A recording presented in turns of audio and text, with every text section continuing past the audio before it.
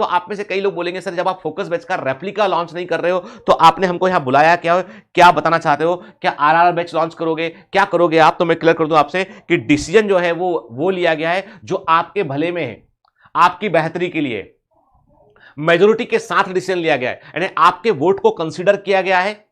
हमने अपने टीम से डिस्कस किया और उसके बाद डिसाइड किया कि हमें करना क्या है। हम ये करने वाले हैं, हम फोकस बैच का रेप्लिका लॉन्च नहीं करने वाले हैं, हम इसी फोकस बैच में एडमिशन ओपन रखने वाले हैं और इसी फोकस बैच के अंदर हम बैकलॉग की स्पेशल क्लासेस लगाने वाले हैं। इसी फोकस बैच में हम आपकी, चूंकि अक्टूबर के महीने में दिवाली के आसपास काफी छुट्टियां आ रही हैं, तो हम आपका बैकलॉग कवर करेंगे ताकि आप बाकी बच्चों के बराबर पहुंच जाएं आप। तो डिसीजन ये लिया गया है कि व्हाट इज इट। अब ये डिसीजन आप में से कई लोगों को पसंद नहीं भी आ सकता है।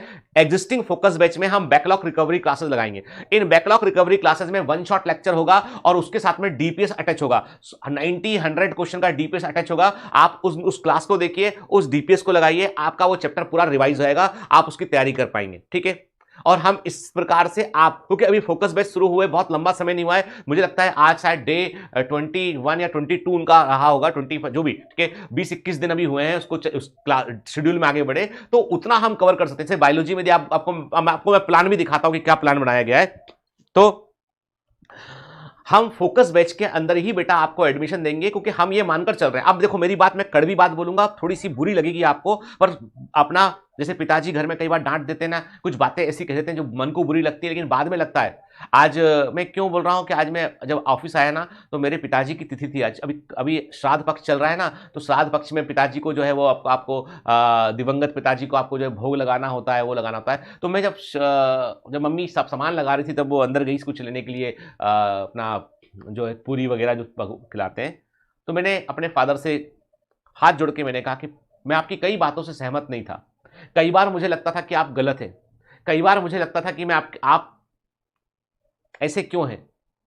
आज इतने साल बाद मुझे लगता है कि आप बिल्कुल सही थे, आपसे अच्छा इंसान दुनिया में मैंने कोई नहीं देखा। मन को बड़ा खराब लगा, ऐसा लगा कि जब हमको कोई कुछ कहता है, डांटता है, कोई कड़वी बात कहता है तो हम एकदम रिवॉल्ट कर जाते हैं सोचे बगैर। आज मेरे पास भगवान की दया से सब कुछ है, लेकिन मैं अपने पिताजी के साथ शेयर नहीं कर सकता हूं। How I have to share my happiness. आज मैं चाहता कि मेरे पिताजी जीवित होते तो वो आज मेरे ऑफिस में आते, देखते, कितना अच्छा लगता उन्हें देख के कि कितना सारा काम है, कितना सारा जो है वो चीज़ें हम लोगों ने की हुई हैं। खैर, तो मैं आपसे वही बोलूँगा कि जो है लाइफ में, है ना, कई बार तो मैं आपसे एक बात कड़वी बोलूँगा, बुरी लगे, 4 बातें ट्रोल कर देना उसको लेके, ठीक है ना, लेकिन मैं जो कहूँगा जरूर ये कि आपको सच में आपको फोकस बैच की इंटेंसिव ट्रेनिंग की आवश्यकता है यदि आपके नंबर 500 से कम है। किसी मुगालते में मत रहिएगा कि आपके पास आपको आता है, इस भ्रम में मत रहिएगा, ठीक है, इस भ्रम में बिल्कुल मत रहिएगा कि आपको आता है। आपको इंटेंसिव ट्रेनिंग की आवश्यकता है यदि आपके नंबर 500 से कम है। क्लियर?